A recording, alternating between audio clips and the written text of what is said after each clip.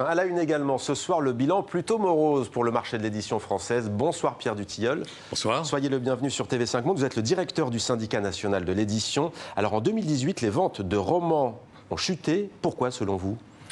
Alors il y a plusieurs raisons. D'abord parce qu'on court après le temps et qu'on n'a pas forcément le temps de lire beaucoup.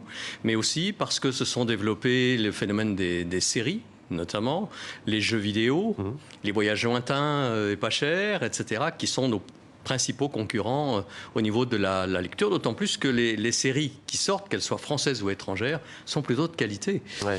Et voilà. Parfois inspirées d'ailleurs de romans et de livres. Le plus souvent, effectivement, inspirés de romans, notamment français.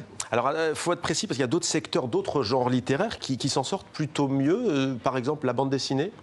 Oui, alors déjà, pour donner un chiffre global, c'est pas non plus la catastrophe. La baisse en 2018 est de 1,6%, donc on n'est pas non plus dans une catastrophe nationale.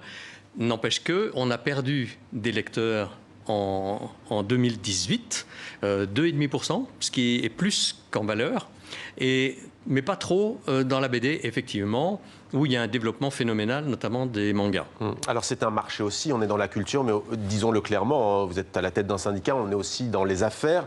Le livre d'ailleurs s'exporte plutôt bien à l'étranger, le livre français, mais par contre il faut qu'il soit traduit dans une autre langue. Alors pas uniquement, il y a le livre qui s'exporte et ça représente à peu près un petit peu moins de 20% de l'activité. Et puis il y a effectivement les cessions de droits, et les cessions de droits qui montrent un peu la vitalité du secteur, ont augmenté en 2018 par rapport à 2017. Donc c'est plutôt une bonne nouvelle. Sachez que c'est plus de 16 000 titres qui ont été achetés et traduits à l'étranger. La Chine, nouvel Eldorado, comment l'expliquez-vous ? Grand pays. D'abord, en Chine, ce sont surtout des livres pour la jeunesse qui sont achetés. Et l'édition jeunesse française est unique au monde. Elle est probablement la plus créative et une des plus inspirées. Et donc, les Chinois ne s'y trompent pas. Et ils préfèrent adapter des ouvrages français que de créer leurs propres personnages. Et donc, c'est 2300, 2400 titres qui, l'an passé, ont été achetés par les Chinois et traduits. Et il y a aussi le monde hispanophone, notamment, qui est bien placé. Ça, c'est plutôt les fictions, les romans qui passent très bien, et les bandes dessinées également, qui passent très bien en langue espagnole. Quels sont les auteurs qui ont le plus cartonné ces derniers temps ? Alors, francophones. À l'étranger, vous voulez dire ? À l'étranger, c'est toujours les grands romanciers français, que ce soit Guillaume Musso, Marc Lévy, Amélie Nothomb, etc., font des cartons. Michel Bussy font des cartons à l'étranger, et notamment dans des pays lointains, en Asie, aux États-Unis, en Amérique du Sud.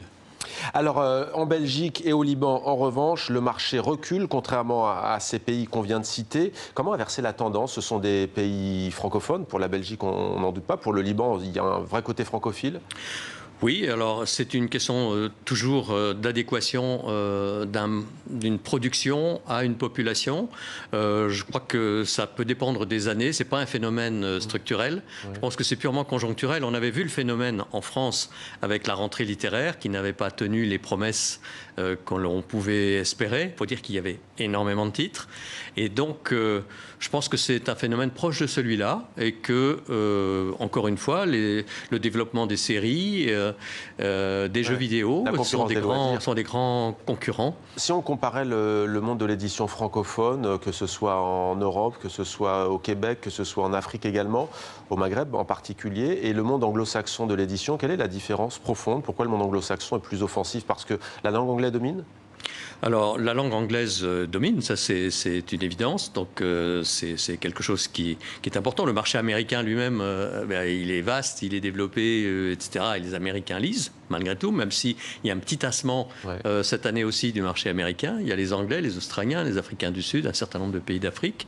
Et donc, ça donne un bassin linguistique en langue anglaise qui est impressionnant, et une partie du Canada, bien évidemment. Et pour finir, pour redonner le goût de la lecture, on parle aussi de la concurrence des tablettes, même si on s'aperçoit que les Françaises et les Françaises aiment toujours avoir le papier en main. Si vous aviez une idée à développer, quelle serait-elle pour donner envie de lire encore et encore ? Déjà, il faut commencer très tôt. Donc, il faut apprendre à ses enfants à lire. Et si l'on a appris à lire déjà sur un livre papier, peu importe qu'il soit sur un support numérique, parce que c'est 5% du marché dans la littérature, donc c'est pas grand-chose. Mais si l'on apprend à lire de belles histoires intéressantes, passionnantes, etc., quand on est petit, on aura envie d'en retrouver quand on est grande, parce que c'est l'occasion de vivre une vie que l'on n'aurait pas vécue que de lire une belle histoire d'aventure, par exemple. Merci beaucoup, Pierre Dutilleul, d'avoir répondu à nos questions. Merci à vous. Directeur du syndicat national de l'édition. Merci.